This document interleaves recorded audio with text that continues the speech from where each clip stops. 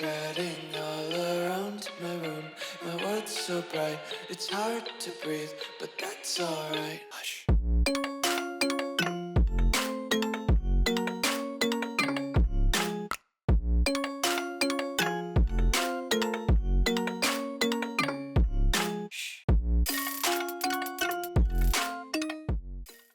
What's going on, guys? Welcome back to another video here on the World of Juice channel, and welcome back to another episode of the Hawaii Rainbow Warriors Dynasty here on College Football 25. Today is the Pac-12 championship. Now, we've only been in the Pac-12 for this is our second year in it. We revived it a couple of years ago, and we won it last year. Who'd we play? We played, I forget. It was a Cal? I think we played California in the Pac-12 championship game last year on our way to a college football national championship, I might add.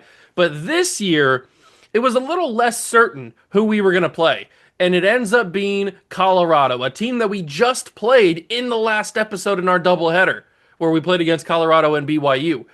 Now, in that Colorado game, we didn't struggle that much. We kind of cruised to an easy victory, but there was some controversy between them and Stanford, and I think there was one other team that was battling for the second spot in the conference championship game because we were already guaranteed since we only had one loss. So there was some controversy, if I could speak. There was some controversy about who that second team was going to be to challenge us. And it ends up being Colorado given the top spot. Now, I personally would have had Stanford as the team to play us, even though Stanford is the one team that beat us this regular season. But I just think overall record-wise and team-wise, they were a better team this year than Colorado was. But that's not how the standings worked out. The standings were in favor of Colorado. So we will play Colorado. Yeah, I'm saying Colorado a lot. We will play them in the Pac-12 championship today. Luckily, we're at home because obviously the Pac-12 championship doesn't have a neutral site. We play it at the top seeds stadium, so we get the home game. Thankfully, actually, I think Pac-12 does. It was the Mountain West that doesn't have a neutral site. I think we do have a. That's my mistake. I think we do have a neutral site game for the Pac-12 championship. That's my mistake. I was thinking too much in the past with the Mountain West where we played at home for the championship games. No, I think we do have a neutral site game, but it doesn't matter where we play. We should still be able to have a pretty comfortable win over Colorado on our way to a big-time, hopefully, bye in the college football playoffs, along with a couple wins and another national championship before we start to simulate these seasons while we wait for college football 26 to arrive in just, well, probably under a month and a half at this point, depending on when this video goes out. So we are very, very near to the debut of College Football 26 and the debut of my new dynasty for College Football 26, which I still haven't fully decided yet who it's going to be. But hint, hint, they might be in this video as well. I don't know. I haven't fully decided yet. But let's focus on what's in the here and now, and that is a second Pac-12 championship on the horizon for the Rainbow Warriors. We're the number 2 seed. We've only lost one game, and it was a BS loss. Let's go and crush the throats of the Buffalo. If you go to enjoy it, that like button, subscribe channel, join the Juice Club. We got a Pac-12 championship to win.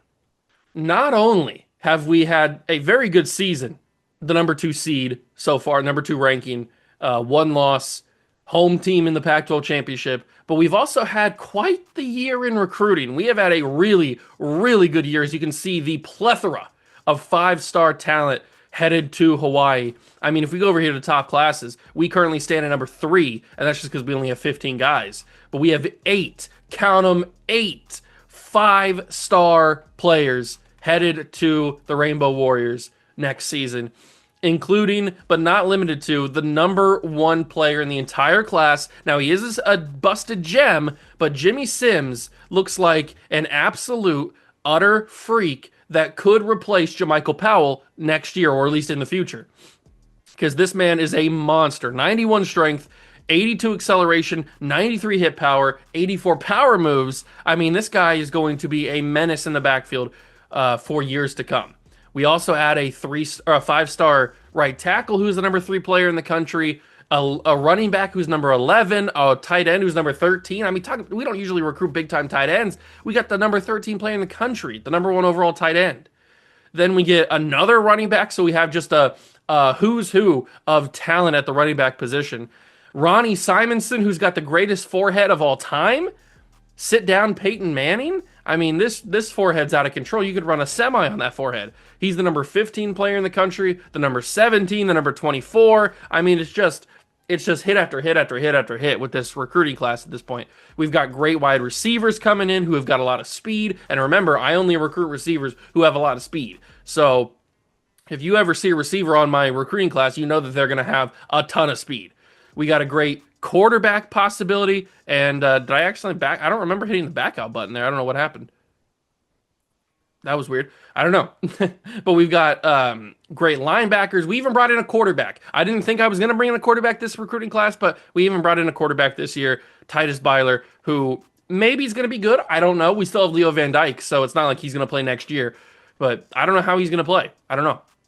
But we bring in three, I think, wide receivers, right? Yeah, three wide receivers. Eric Dicker, who's 6'2", 190. He's got 92 speed, 94 jumping, and his release is 84, so he's going to be a great player.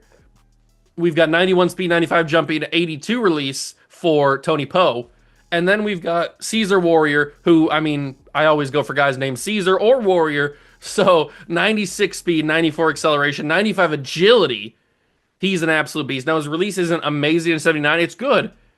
But the other two guys have a little bit better release. And if you're not familiar with what release is, I'm sure you are, but if you're not familiar with what the release stat does, it means when you release off the line of scrimmage at the very beginning of the snap, boom, when the ball snapped, your release determines how quickly you get into your route and beat the corner or linebacker, whoever's covering you. That's what release means. So that is who is actually committed already. But we still have a ton of potential guys, which if we're able to get all of these guys that I have all these hours on right now, if we're able to get all of these guys, we most definitely shoot into the number one ranking in the country. And I think, if I'm not mistaken, I think we had a top 5 recruiting class last year. If I go over to coach abilities and we go to recruiter, it should say 1 out of 2, right? No. Oh, okay. So we did not have a top 5. What did we have last year?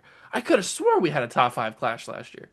I guess we didn't. We must have been very close. Maybe it was top 10, top 6. I don't know, but we didn't have one last year. I thought we did for sure have one last year. I guess obviously we didn't because it said 0 for 2 or 0 out of 2.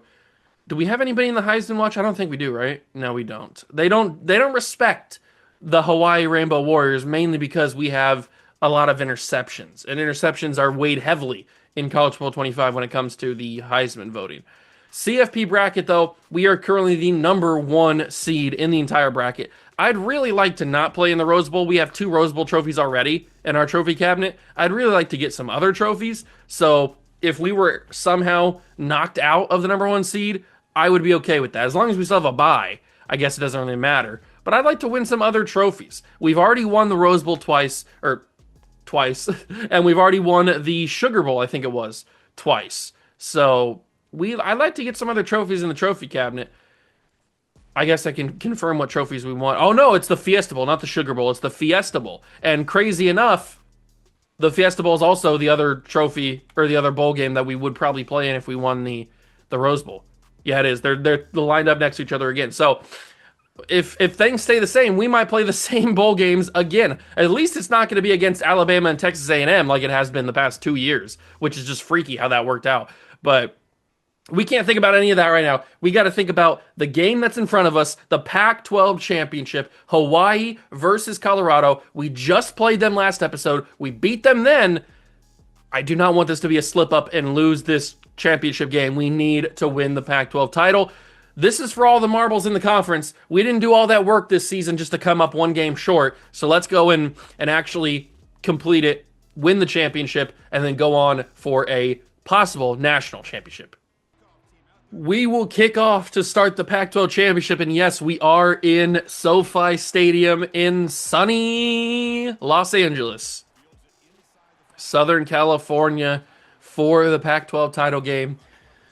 We were here last year. We played California, and we won. We need to come in here, play Colorado, and win again.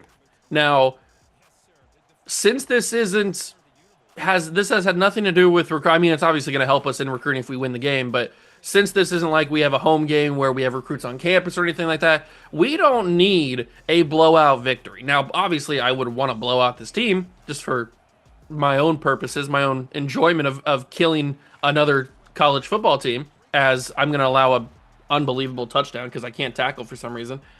All right, that's not a good start. But what I was saying was we just need to win the game. We don't need to blow out this team 35-7. It doesn't need to happen. It'd be amazing if it did, but we just need to win the football game any means necessary. If that means winning by a single point, which is hard to do, but if that means winning by a single point or 2 points or 3 points or whatever the score is, as long as we're on top of the end, I don't care what the score is.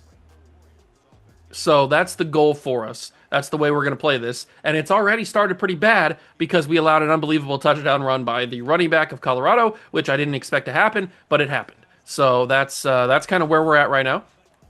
I am going to get a little crazy here, and on the first play of the game, switch Matthias Felix's route, or switch the entire route, and then lob it up to Matthias Felix early. Matthias Felix with the big play to start the game.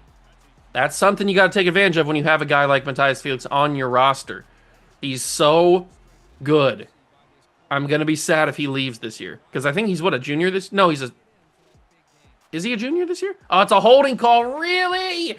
You cannot get a hold. It's Matthew Bliss who gets called for the hold. He couldn't keep the blocking up on that edge very long. Oh no, it's Geo Starks. I thought Matthew Bliss was number 16.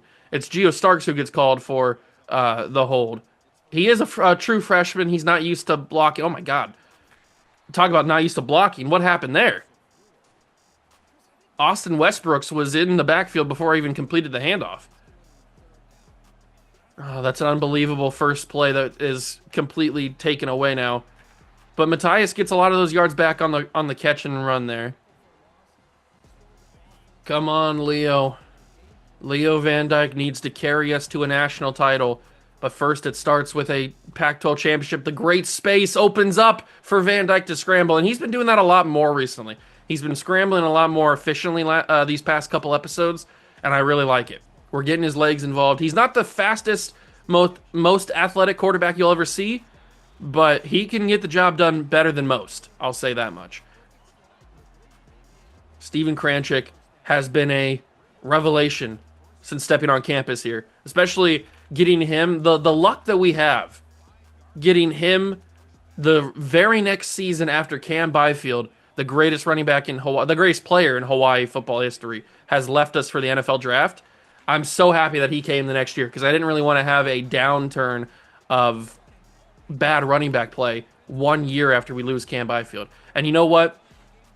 Ohio State is wide receiver U. They just have an embarrassment of wide receiver riches. I think we've become running back university where we just have an embarrassment of running back riches. Because did you see our recruiting class next year or this coming up near? I mean, talk about talent galore at the running back position. We've scored to tie the game, so now we just got to not allow the Colorado running back to do that again, because we don't even know if this quarterback can drive the field. We saw it kind of in the game last episode where we played them in the conference in the regular season, but I don't remember their running back being that good against us last episode. I remember their quarterback, did he throw a couple of picks? I think he might have in that game. He is a freshman, by the way, which is kind of crazy. I'm just hoping we can handle it. That's all I'm hoping for. I'm hoping that we can just do the thing. I didn't get there early. I simply didn't get there early. That's an unbelievable, and it's Dylan Pelshak again. That's an unbelievable call. I got to see the replay. I got to know if I got there early or not. All right, let's see. Did I get there early? Ball's coming in. Ball's coming in. I haven't officially made contact until I haven't even made contact right there. Now, I know that the game thinks that I made contact because that's how it's coded. but I haven't even made contact. You can still see the shadow. There's still air between my arm and the Colorado wide receiver arm, and my hand isn't on his hip. Yep. I have not even made contact. I know that it technically says that I made contact because that's just how the video game works, but I have not even made contact. This receiver just didn't adjust. The ball goes to his left. He didn't even adjust. And he gets baited into a pass interference call. That's an unbelievable call. It shouldn't have been called, and it's in favor of Colorado, and they're going to pay the referees to win this game. Because they can't beat us regularly. They can't beat us legit. So they got to pay the referees and cheat. It's almost like I'm playing Michigan. I don't know what's going on here. Bunch of cheaters. Oh, that's an unbelievable throw. It's caught because I didn't get the right angle on it. That should have been picked 17 times out of 10. But because I was a little bit behind him because I didn't know where the ball was actually going to go, and I thought Pelshak was going to be closer, my mistake. It ends up being a big catch because Pelshak dove or jumped early when I thought he was closer. My bad, thinking that my corner was going to actually be on his man closer than what he actually was. To the end zone, touchdown. Are we in a dogfight? Are we in an actual like shootout matchup against Colorado in the Pac-12 championship? Is this the direction this game is going to go? Our defenses just decided not to play? Because that's what it seems like.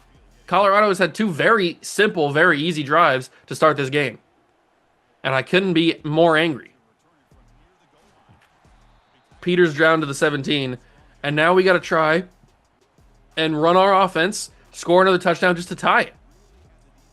I'm very upset. This is not how this game should go. We should be cruising to a victory. And yet we are losing and in danger of actually losing the entire game if we don't play it safe. I'm actually going to scramble with Kranchik here, with Van Dyke, to get some easy yards. I was looking on the other side, the far right side. I was looking at Siaki Tuafeli, for a possible go route potential, but he didn't have it at the end there. He just couldn't win off the line, which is what I was talking about earlier in recruiting with release.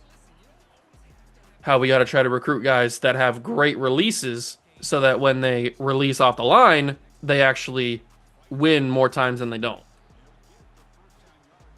Cranshy gets us the first down. I thought about turning on the chew clock here, but it might be a little risky to turn on the chew clock down by a touchdown with no guarantee of scoring again. So the way that this game has gone, I don't think chew clock is the right move.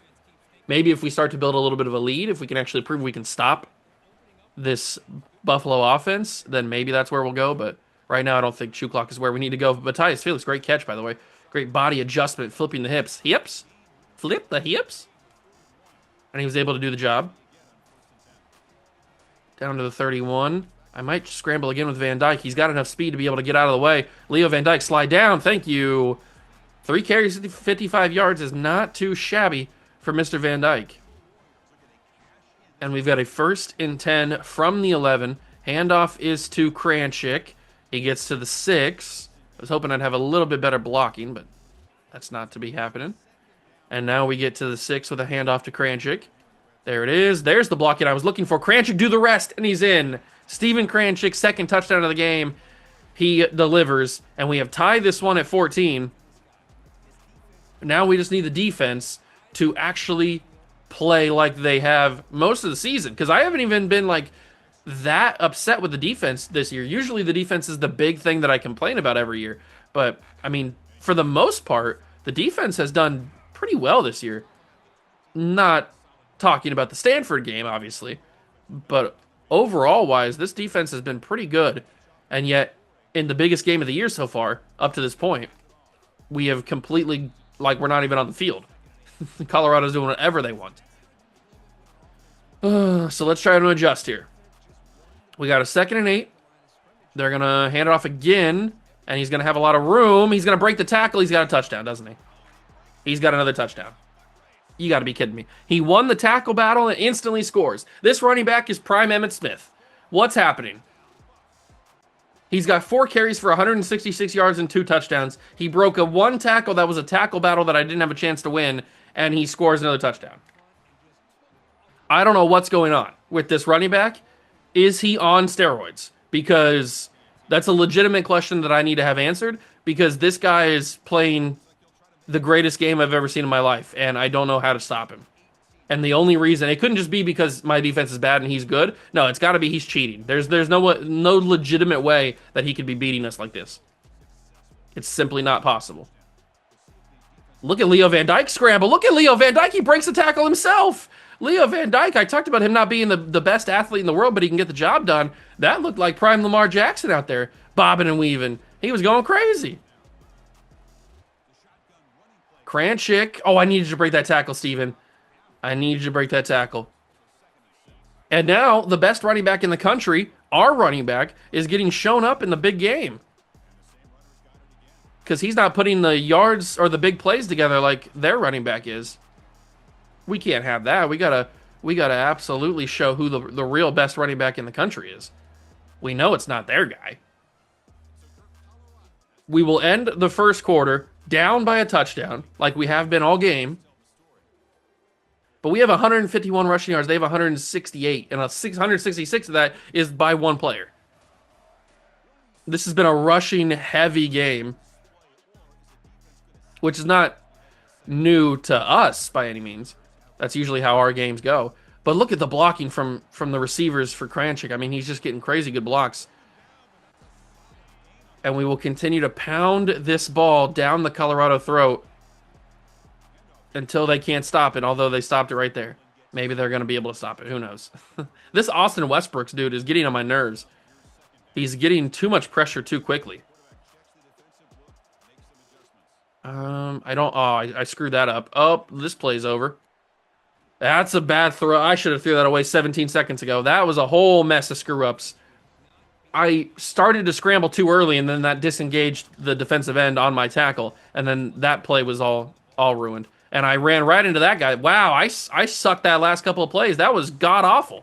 I apologize you had to watch that. That was... I don't even know what happened there. Those last two plays, I didn't even try, it looks like. That's kind of crazy. And now we have to go for gold on one play.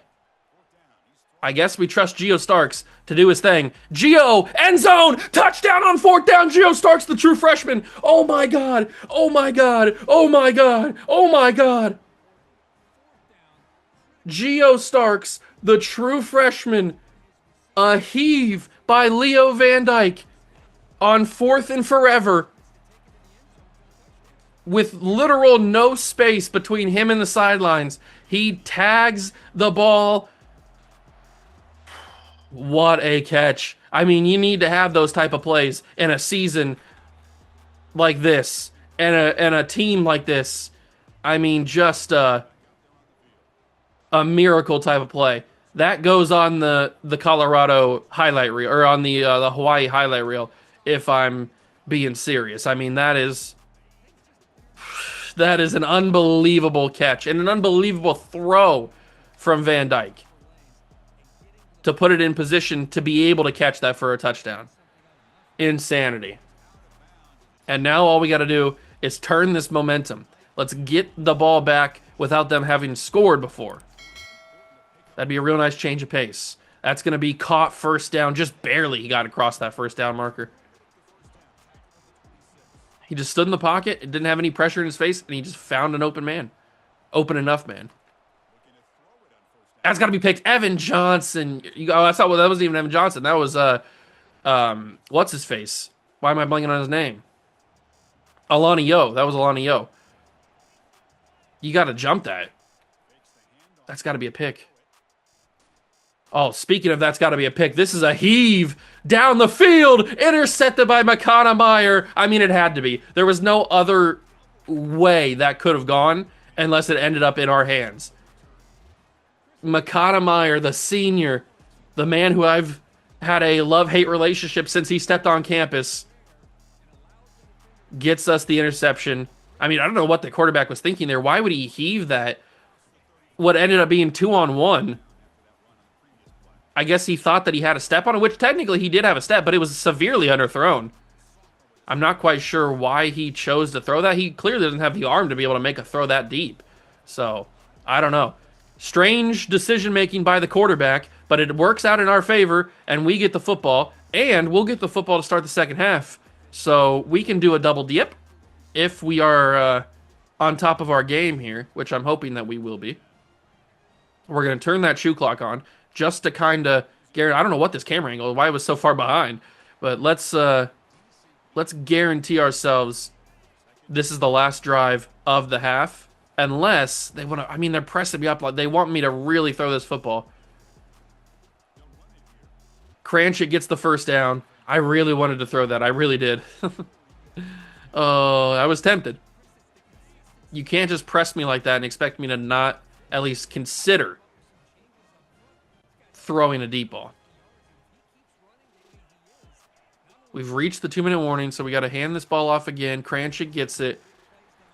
Not a lot of yards. They are ready for the run, obviously, so we got to be careful of that. And now they're going to press again.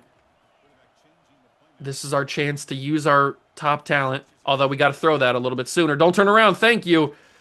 If he would have turned around and stopped, he would have had an interception there pretty easily. Thankfully, he didn't turn around.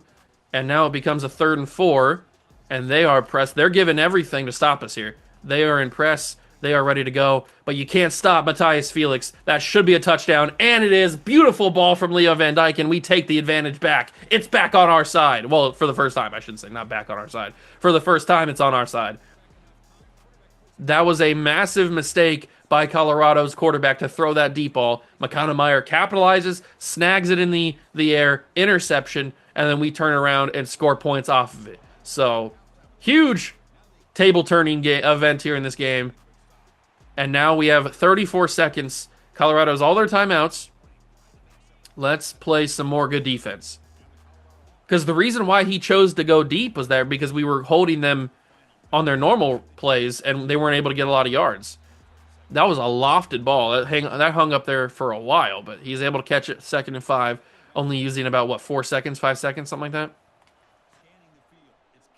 Nick Steed trying to get the sack. I overran it. That's my bad. Shocker, I overran a sack. I always do that. But it becomes a 3rd and 5 as he throws that away. Obviously, I would think they're going to go for it. I guess it's not obvious. Oh, it doesn't matter. They don't need to think about it because they're going to get the first down. Anyway, timeout called by the Buffalo. Buffalo! It becomes a more dangerous play for them because they're closer to field goal range, but that's going to kill them. A huge sack. Who got it? I didn't see the name.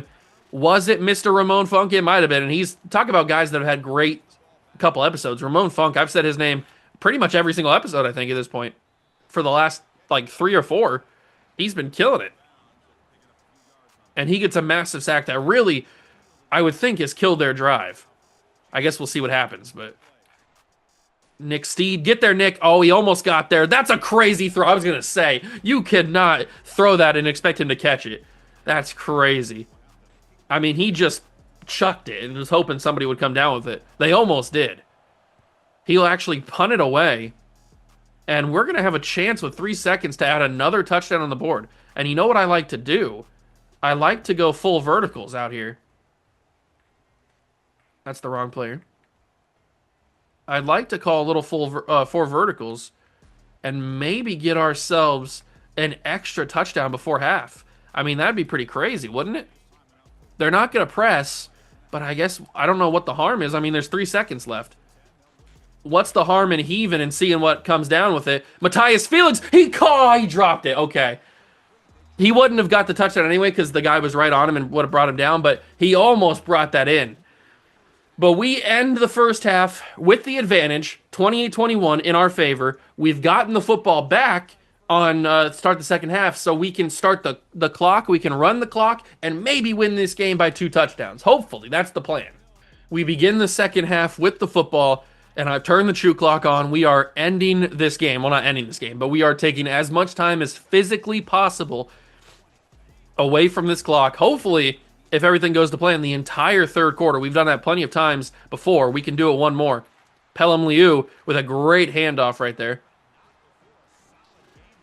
We are no strangers to running the ball the entire third quarter, wasting the entire clock, and then getting into the fourth quarter with a touchdown. So this Austin Westbrook's dude, I hope he enters the transfer portal because I want him on my team. If he's getting this amount of pressure, this amount of block shedding, He's going nuclear right now, and I hope that he enters the transfer portal so I can add him to my team because I really don't want to play him anymore. He's annoying.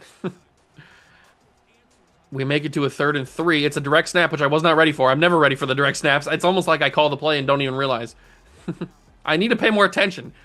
That stupid direct snap I'm never ready for. But it worked anyway. It got us the first down. Hand out to Kranchik. He's got a lot of room to run. He runs over people. He's at 113 yards, but that's not even the best game of the two running backs, the two starters, because the stupid Colorado dude's got 160 plus. Because he's had two. I mean, those are super inflated, obviously, because he's only had 2 carries that are worth anything. But those 2 carries have 2 touchdowns. Underneath to Matthias Felix to get that first down, because it seemed like they were starting to really feel the run game, so we had to switch it up a little bit there. But look at that. We've already taken down to around a minute in the 3rd quarter. We are doing exactly what I wanted to do. Kranchik's starting to get a little bit tired. He's getting that wear and tear really working. Wear and tear is no joke in College Football 25. I hope that for College Football 26, they have adjusted it slightly because it is not kind to players in this game. And you know what? I'll take the touchdown. We took a lot of time off the clock, but when I'm given an opportunity to scramble that much or run that much with Steven Kranchik, I'm not going to pass it up. We took enough time off the clock. We've made it to 20 seconds left in the 3rd quarter, so we took enough time off. But that is a massive touchdown that gives us a 2-touchdown lead over the Buffalo as we give them their first drive of the second half here with only 17 seconds to go in the 3rd quarter, which is kind of funny. We need another mistake by the quarterback, most likely, or most preferably. Another interception, maybe a fumble, something like that. I don't know what it ends up being, but if we could or I guess just a punt. Anything other than points for Colorado would be a successful drive. Let's see what happens here, though. That's going to be down the field. He's wide open across the middle. We just don't have the guys that can cover. Oh, my God. Dylan Pelshak, I don't know how many times I say your name in each episode, and it's a bad thing, but you just can't cover for some reason. And yet you always come up with the big plays, which I hate because you're not that good. And then I have to keep praising you because you come up with the big plays, and you're not that good. Hopefully he has a massive off-season training and gets really good coverage skills because he's I hate to say he's a good player. He is. I'm not going to disparage him that much. He's a good player. You know what? He's a fine player. He can start on most teams in college football. He needs to be a great player. And right now, he's not there. The good thing about going up 2 scores on Colorado this late in the game is we can afford for them to bring it within 1 touchdown. I don't want them to, but if they end up scoring in this drive, which it feels almost inevitable that they will, it feels like they're unstoppable right now. But if they do end up scoring on this drive, then we'll still have that 1 touchdown advantage. We'll still have a chance to run the clock down and potentially just win this game by a single touchdown.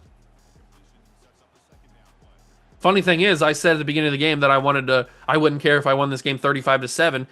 Well, we got to 35, but they did not get to 7. They got to 21. But how could I have imagined the 2 rushing touchdowns that I was going to give up in this game? Unbelievable. Unbelievable. That's a quick throw. This quarterback's getting the ball out of his hands real quickly. They've already chewed up about a minute of the 4th quarter clock. And they are knocking on the door. They are knocking on the door of a touchdown here. End zone intercepted. It's Dylan Pelshak again. Stop it! The end zone is where he gets all of his interceptions, and I can't stand it. Stop intercepting passes. This quarterback is just the dumbest person I've ever seen in terms of decision-making on the field. What was that throw? Why would you ever throw that? One-on-one, no space to make anything happen in the back of the end zone? I mean, his receiver isn't smart either. He ran himself out of the play by running straight to the back of the end zone, giving himself no sort of space to work the ball. But, I mean, Pelshak's like 2nd or 3rd in interceptions this year, and they all happen almost exactly like that. That is exactly how all of his interceptions come. And it's so annoying because I don't like Pelshak that much. But I keep having to tell him that he's good because he makes good plays. And I'm going to take a sack there. Yep. I was trying to step up in the pocket to find Matthias Felix, and that didn't really work too well, did it? And now I got to punt this ball back to the Buffalo here. Because I could have went for it, I guess. But I didn't really want to risk it. I mean, we're up 2 touchdowns. We might as well not guarantee them another touchdown. At least make them work a little bit and chew some of the clock themselves. So the punt is the right idea. Are they going to throw this? What's he going to do here? He is going to end up throwing it. And it's going to lose them 2 yards. I mean, I don't know why he waited so long to throw that. Probably because I covered it. Or at least I looked like I was going to cover it with Laga. I will say in College Football 26, I know, oh my God, he almost jumped that like crazy. Oh, that was Rashard Starks. I will say in College Football 26, I am going to try my best to recruit players with names that I can actually pronounce. Oh, that's an unbelievable throw. What are we doing here? Oh, I hate that. That's a stupid route. But I will try to recruit as many people as possible with names I can pronounce just for my own sanity. So I could actually call the names on the field of the players that I have. But knowing my luck, I probably won't be able to. That's a great catch and run. They shouldn't be able to get this off before the 2-minute warning. So we will have the full 2 minutes to run this clock out. They will obviously use all their timeouts because I'm assuming they're going to, unless they make another stupid mistake like they did where they were close to the red zone last time and they threw a pick. I guess that's possible again, and it happens! It's McConameyer! He snags it! And can he go off to the races? He's got one man to beat. He's not that fast. But the super senior, McConameyer, comes up with his second interception of the game and maybe the most important of his career. Wow. He snags that interception. It didn't look like he was going to be able to make the play. I didn't think he was going to be able to jump the route because look how far he's like 2 yards away. But then he just dives on the ball and snags it. Oh, Makana. Oh, Makana. Oh, Makana. What a play from McConameyer. I mean, that's magnificent. Magnificioso. How do I get on the football here? There we go. Am I on the ball? No, there we go. Okay, now I'm on the ball. I mean, look at this. This is as good as it's going to get, ladies and gentlemen. McConameyer snagging that football. Just a masterpiece. Put that in every museum on planet Earth. Because that might have just won us the Pac-12 championship for the second straight year. Now, it's not guaranteed just yet. We have to get a first down and use all their timeouts. But it is looking better and better for us to win the Pac-12 championship. And Kranchik, he might not have the speed that he had in the beginning of the game, but that is a great run. Although he went out of bounds, so he saves them a timeout. But if he's able to get the first down here, which he is, that's the second timeout, and that might be the ball game. It very well might be the ball game. They've got one more timeout remaining. I could switch this to a pass and try to score a third touchdown. But, I mean, look at this Westbrooks, dude. Get out of my face. I hate you. Come play for me next year. Pelham Liu will get the clock rolling, and that might be enough to end it. They're not going to call for the kneel. I don't know. We might have to go one more play. I mean, obviously, we're going to have to go one more play because we called it. Kranchik, I think with that run, he actually does pass the Colorado running back in terms of yards in the game. I can't physically punt this ball back to them, can I? I physically can't. It would hurt my soul if I punted this ball back to them. I mean, come on. What are we doing here? I'm just going to scramble. Just take the yards and then go down. That's the ball game. 35-21. We will win the Pac-12 championship. 35-21 over Colorado. It looked a little dicey there. It really did. I thought we were going to be in a fourth quarter touchdown field goal wins the game situation. But the quarterback for Colorado, Enrique Castro, I think is his name, he made some really bad mistakes, really bad decisions, and threw 3 bad interceptions. The third one is understandable. I mean, that was just a great play by McConameyer. The other 2, the Pelchak interception and the first McConameyer interception, were unbelievably bad decisions by the quarterback. And that really lost him the game because this Welch dude was running all over. I mean, It was Welch's grape juice out there. He was running us all over. But he was able to get stopped because they started to have to pass the ball a lot more, and that really showed their flaws in their quarterback. Oh man, what a turnaround! We win our second straight Pac-12 title and our third straight conference title because we won the Mountain West the year before we left. Right? Let me go to the coaches' contracts here. So yes, it is our third straight conference title and our second straight Pac-12 title. So we've played 4 years of Hawai'i Dynasty. We've won a lot of bowl games. We've won a national title. We've had a pretty good run here in Colorado. And we're not done yet, even after this season, because we're going to do some simulating to finish out some of the careers of our favorite players. But we'll simulate to the playoffs. Tim Osika, 3-star left guard from right here in Honolulu, has committed. Manuel Herrera from Spring, Texas, 3-star quarterback commits. We lose out on Reggie Cashman. He locks us out. That's okay. But our program tradition's gone to an A-. That's nice. That's definitely going to help in recruiting. Cranchit gets player of the game in the conference. I'm assuming not in the whatchamacallit. But we will move to National Signing Day / bowl games to wrap up this episode. DeMarco Vanover, another receiver from Arlington, Texas, heads to the program.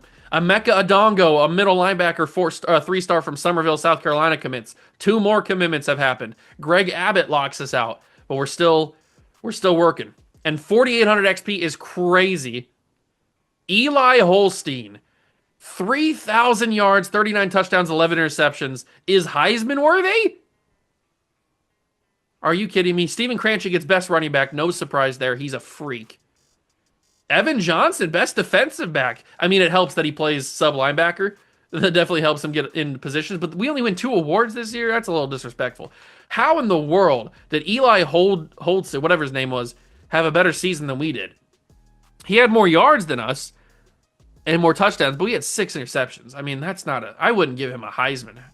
Who else was in the Heisman voting? Luke Cromanoke? I don't know how to say his name. I think it's Cromanoke, but I don't know. Brady Drogish, DJ Lagway, and Jalen Brown. You're telling me that Holstein had the best season out of all these guys? I don't know about all that, but whatever.